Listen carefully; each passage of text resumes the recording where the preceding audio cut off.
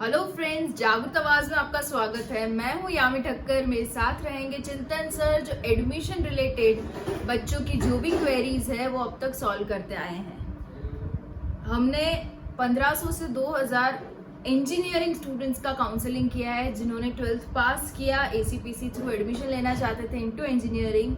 उनका हमने काउंसलिंग किया and it was quite successful and the response जो हमें मिला बहुत ही अच्छा था। Now it's the time to widen ourselves and we are focusing now on to medical students. तो जिन्होंने अभी नीट दी है दिस ईयर, जिसका रिजल्ट है 12 अक्टूबर को, और जो चाहते हैं go into MBBS course, but they are nervous about कि MBBS हमारे लिए सही है या नहीं, उसमें क्या चीजें करने को आएगी एंड व्हाट आफ्टर MBBS। ये सारे क्वेश्चंस अभी बच्चों के माइंड में चल ही रहे हैं जिन्होंने नीट एग्जाम दी है और रिजल्ट आना पेंडिंग है। तो यही सही समय है हमारे according to have your queries solved. ठीक है, तो इसके रिगार्डिंग अगर आपको और वीडियोस जानने हो तो हमारी चैनल दैट इज जागृत आवाज जरूर से सब्सक्राइब कीजिए, लाइक कीजिए, शेयर कीजिए। इवन हमारा व्हाट्सएप ग्रुप भी है स्पेशली फॉर नीट एप्लीकेंट्स जो आगे जाके एडमिशन्स लेना चाहते हैं MBBS में, उनको गाइड हम रेगुलर बेसिस पे करना चाहते हैं। तो आप जरूर से हमारे व्हाट्सएप ग्रुप को भी ज्वाइन कीजिए, जिसकी भी लिंक हमने डिस्क्रिप्शन बॉक्स में अवेलेबल रखी है। ठीक है, अभी आज मैं आपको गाइडेंस देना चाहूंगी फॉर MBBS, बट मैं नहीं, I have specialist from this field जो 30 इयर्स से मेडिकल ऑफिसर सर्व कर रहे हैं। तो उनकी जुबानी ही हम सुनेंगे हाउ इज MBBS, स्कोप क्या रहेंगे और is it good for you और नॉट। तो यही सारी क्वेश्चन का डिटेल में आंसर देने के लिए आ रहे हैं हमारे साथ डॉक्टर चंदन अखानी, जो खुद एक मेडिकल ऑफिसर सर्व कर रहे हैं presently into government firm, and सारी डिटेल्स वही हमें बताएंगे। तो let's welcome her to the video. Okay, starting with the very first question, MBBS कितने साल का रहता है? Before that I would like to give a perfect intro of the expert we have with us, that is doctor Chandan Akhani, जो एक district TB officer that is class 1 officer presently है। She is serving into government officials and पिछले 30 years से वो वहां पे काम कर रहे हैं, तो उनको काफी सारा एक्सपीरियंस है रिगार्डिंग MBBS। तो मैम, मैं आपसे फर्स्ट क्वेश्चन पूछना चाहूंगी कि MBBS कितने साल का रहता है? MBBS का फुल कोर्स 4.5 साल का रहता है और MBBS हो जाने के बाद 1 साल का इंटर्नशिप करनी होती है। अच्छा मैम, इंटर्नशिप के बारे में आप थोड़ा अगर डिटेल में बता दें। हाँ, इंटर्नशिप में तो हमको 1 साल के लिए अलग अलग हॉस्पिटल में जाके हर एक ब्रांच का एक्सपीरियंस लेना पड़ता है, जैसे कि medicine, surgery, gynaec, preventive medicine, ophthalmo, anaesthesia, सभी ब्रांच को जो बेसिक होता है वो हमको वहां जाके सीखना होता है। अच्छा, तो 4.5 साल का कोर्स और 1 साल का कंप्लीट इंटर्नशिप रहता है इसमें। Okay, coming to the next question, मैं मैम से पूछना चाहूंगी कि आप इतने सालों से ये फील्ड में हो, you are practising your medical field, तो एडवांटेज और डिसएडवांटेज क्या रहते हैं, specially being a female?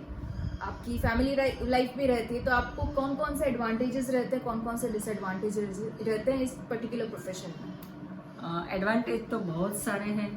Humble profession है। लोग हमको यानी कि डॉक्टर्स को भगवान के बाद, वो लोग कहते हैं कि भगवान के बाद जो है वो डॉक्टर्स ही है।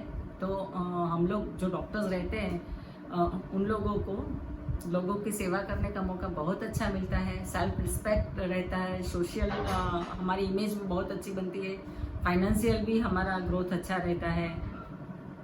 ओके, बहुत सारे एडवांटेज। एडवांटेजेस तो मैम ने जैसे कि बताया बहुत सारे हैं। अब डिसएडवांटेज की अगर बात कर ले तो मैम कौन कौन से रहेंगे? डिसएडवांटेज में बीइंग ए लेडी एक बहुत बड़ा क्वेश्चन हो जाता है कि फैमिली लाइफ और सोशल लाइफ में थोड़ा सेटिंग करना रहता है, बैलेंस करना पड़ता है। So that is a tough call for females, but yeah, absolutely, जैसे मैम ने मैनेज किया इतने साल, सभी फीमेल से हो पाएगा। गर्ल स्टूडेंट जो अभी सोच रहे हैं हमसे MBBS हो पाएगा या नहीं, बिल्कुल पॉसिबल है, मैम से भी हो पाया है, सक्सेसफुली हो जाता है। तो be confident and be positive. अभी नेक्स्ट क्वेश्चन मैं पूछना चाहूंगी, ग्रेजुएशन के बाद हमेशा पोस्ट ग्रेजुएशन की ऑप्शन तो रहती ही है, बट अगर वो आपको ऑप्शन में नहीं रहना है तो ग्रेजुएशन दैट इज एमबीबीएस करने के बाद के क्या स्कोप रहेंगे मैम? हाँ, तो एमबीबीएस करने के बाद हम लोग या तो प्राइवेट प्रैक्टिस कर सकते हैं या फिर जॉब कर सकते हैं। जॉब में 2 ऑप्शन है हमारे पास, प्राइवेट का भी है और गवर्नमेंट का भी है। ओके अगर मैं प्रैक्टिस की बात करूं तो मैम कहाँ पे प्रैक्टिस करना फिजिबल रहेगा? आप प्रैक्टिस करना चाहते हो एमबीबीएस होने के बाद, तो प्रैक्टिस करने के लिए छोटा शहर आपको सिलेक्ट करना चाहिए। बड़े शहर में हमको दिक्कत रहेगी बहुत ज़्यादा, वहाँ पे एजुकेशन ज़्यादा रहता है, इकोनॉमी उन लोगों की बहुत अच्छी रहती है, तो वो लोग सबसे पहले स्पेशलिस्ट के पास जाना पसंद करते हैं। एमबीबीएस के पास वो लोग ज़्यादा नहीं आते हैं। ओके एंड जॉब जो ऑप्शंस आपने बताया दैट इज गवर्नमेंट में भी आप ले सकते हो, इवन प्राइवेट में भी ले सकते हो, तो अगर प्राइवेट की बात की जाए तो पैकेज क्या रहता है, सैलरी ऑप्शन? प्राइवेट में तो अकॉर्डिंग टू हॉस्पिटल वो लोग राउंड अबाउट 50,000 देते हैं, मैक्सिमम 50,000, इससे ज्यादा नहीं देते वो लोग। अच्छा, और गवर्नमेंट की पे स्केल क्या रहती है? गवर्नमेंट में हम लोग कॉन्ट्रैक्ट बेस पे है तो 50,000 से स्टार्ट होता है, और हम लोग जो एग्जाम उनकी आती है जीपीएससी उसके थ्रू ले तो मिनिमम 70,000 रहता है, और हर साल राउंड अबाउट 5 to 10,000 का इंक्रीमेंट रहता है। वो स्टेट वाइज डिफर रहेगा ना मैम? हाँ, स्टेट वाइज डिफर रहता है। ओके एंड जो कॉन्ट्रैक्ट की जो आपने बात की वो कितने महीने का रहता है वो कॉन्ट्रैक्ट? 11 महीने का कॉन्ट्रैक्ट रहता है। अच्छा, 11 month fix contract job? Fix contract. अच्छा ठीक है मैम। अभी हमने बात कर ली कि अगर एमबीबीएस के बाद आप कुछ करना चाहो तो क्या क्या ऑप्शंस रहेगी। अभी मैं मैम से पूछना चाहूंगी कि हमें पीजी करना चाहिए या नहीं, पोस्ट ग्रेजुएशन आगे पढ़ाई करनी चाहिए या नहीं? ऑफ कोर्स करनी चाहिए, क्योंकि पीजी करने के बाद हमारा स्कोप ज़्यादा रहता है, हमारी इनकम भी ज़्यादा रहती है, और मेट्रो सिटी में हम लोग रह सकते हैं, तो हमारा फ्यूचर बहुत अच्छा रहता है उसमें। और उसके लिए हमको नीट की एग्जाम देनी पड़ती है पीजी के लिए। नीट फॉर पीजी वो पोस्ट ग्रेजुएशन के लिए अगेन एक एंट्रेंस एग्जाम है जो आपको क्रैक करनी रहेगी for post graduation courses. Okay, post graduation के लिए जैसे हमने बात की कि NEET for post graduation again आपको क्रैक करनी पड़ेगी to enter into PG program, right?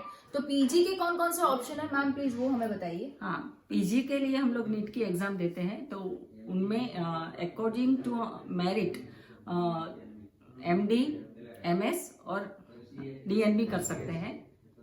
अच्छा, 3 ऑप्शन है। 3 ऑप्शन है। अगेन इसका बहुत ही ज्यादा डिटेल में रहेगा जो कोर्सेज नीचे ऑफर होते हैं, तो उसके लिए भी हम डिटेल वीडियो बनाएंगे बाद में with the ma'am only.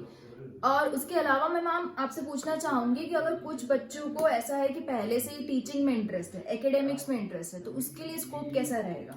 Academics में भी हम लोग पीजी कर सकते हैं, उसके लिए नीट की जरूरत नहीं होती है, लेकिन अलग से उसका इंटरव्यू होता है और उसमें आप लोग एकेडमी में ले सकते हो, लेकिन वो तो बहुत वाइड सब्जेक्ट है, उसमें बहुत ज्यादा टाइम लगेगा। हाँ, that is again into detail, clinical non clinical courses वगैरह आप चूज कर सकते हो, तो वो बहुत ही ज्यादा डिटेल में हो जाएगा। उसके लिए अलग वीडियोस जागरूक आवाज बनाता रहेगा। ऐसी और अपडेट्स अगर आप जानना चाहो रिगार्डिंग एमबीबीएस नीट के बाद के ऑप्शंस, तो हमारा जो चैनल है जागरूक आवाज आपको रेगुलर बेसिस पे वीडियोस पहुंचाता रहेगा। आपको अगर वीडियोस की नोटिफिकेशन चाहिए ऑन द रेगुलर बेसिस तो जरूर से हमारी चैनल जागरूक आवाज को सब्सक्राइब कीजिए। मैं Chintan sir would be always helpful and happy to help you out.